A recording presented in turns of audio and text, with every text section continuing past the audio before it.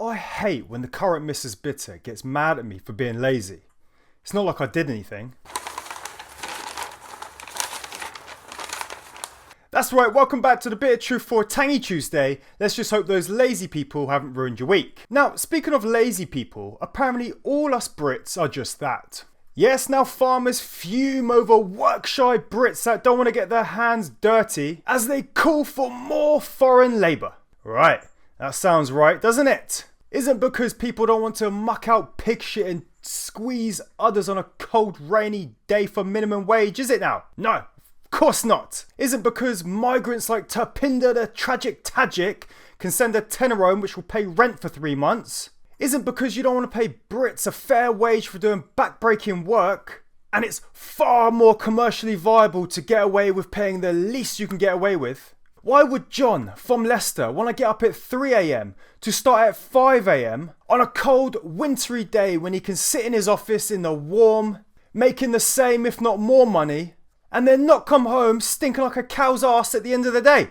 Besides, it says in the article that British people are actually put off by the work due to its seasonal nature, but could only last 6 months a year. Well, there you fucking go. Shut up, go sit on a lawnmower. Actually, it's warm. And don't worry farmers, it's not like you need to complain. There's hardly a shortage of people sailing over it daily. Dozens of migrants brave the Arctic snap as they land in Britain after making the perilous Channel crossing. You see, still hundreds of them arriving daily. There you go farmers, go stand on these shores of Dover. You can hand out some job applications straight to the dinghy men before they get whisked away straight into their 5-star hotels. And if you can get to them quick enough, you may be able to convince them to squeeze the others before they get whisked away into selling flour or flowers, just like most of them seem to be doing. This isn't going to stop until our government gets a fucking grip. You know what? Fuck Rwanda. Turn the boats 180, chase them back to the French side for them to pick up. After all, we are paying them a shit ton of money for doing nothing. We are fed up. No, I think we've had enough of your jokes. And to all the Dover discoverers coming here in their droves, this is what your budget cruise captains think of you. Here's the not so shocking moment. People smugglers push migrants off a speedboat into fast moving currents near a Spanish beach and then get away. Well, there you go. No risk, no reward, I guess. Pay your money, cross on a blow up boat. They might get you all the way to the shore. Though if you don't tip, it's likely they'll throw you off into the closest riptide, not asking you if you can even swim. Though according to the article, they will give you a choice. You can either jump, or we'll put a piece of metal between your eyes. Charming. Fucking outrageous. Now, speaking of other people who are shit at their jobs, almost 2/5 of civil servants are considering quitting their Whitehall jobs after they've been told that they need to spend at least 3 days in the office in a work-from-home crackdown. Well, quit then. Fuck off. It's not like they're getting done anything now, is it? We're just going to save some money. Last week we saw them getting investigated for fraud for doing other jobs while still being paid out of the taxpayer pot. No wonder we want you back in the office. We need to keep an eye on you, making sure you're actually doing your jobs of counting paper clips and pushing pens. We don't need you at home watching reruns of some shit show produced by the Batty Boys Club and touching yourself. Get back to work or get lost. It's not that hard. And while we're at it, can we just put every single council worker on a pip? How is it that another Labour-run city council, now Nottingham City Council, declares itself bankrupt after revealing more than a £23 million overspend in just 1 year? Again, when it comes to public money, nobody seems to give a shit. Can we please just bring in some people that can run this as a business, like what it is?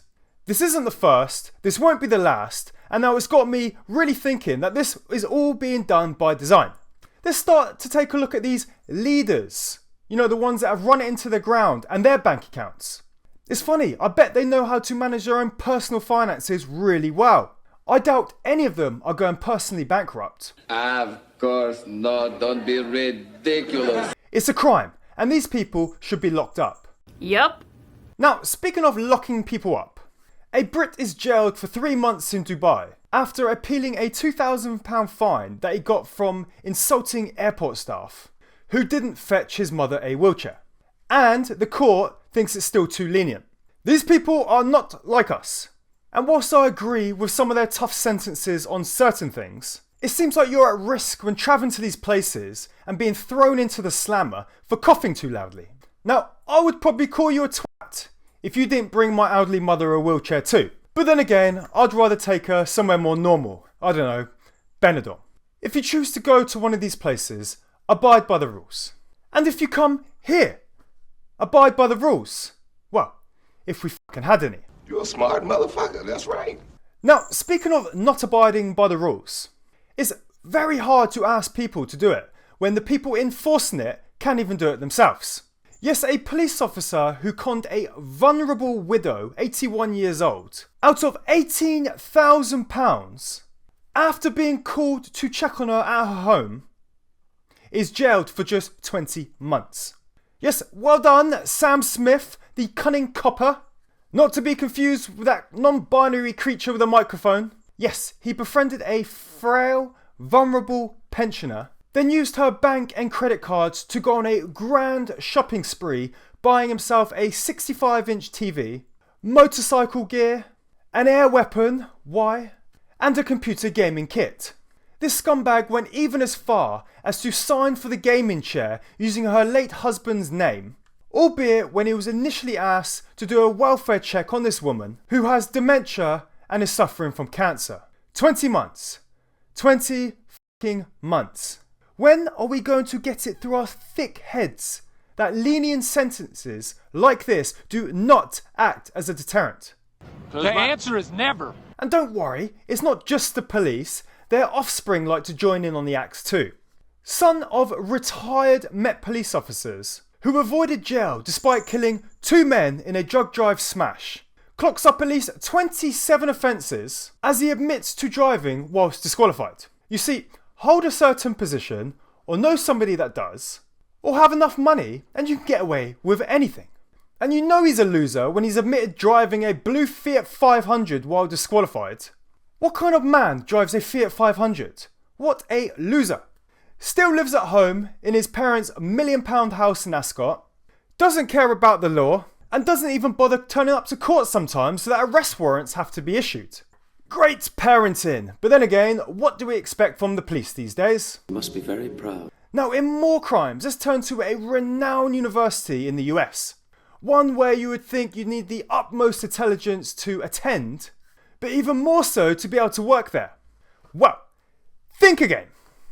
MIT professors are warned that dead naming a transformer person by using their birth name is a violent act that can trigger a trauma response in new LGBTQIA alphabet people training.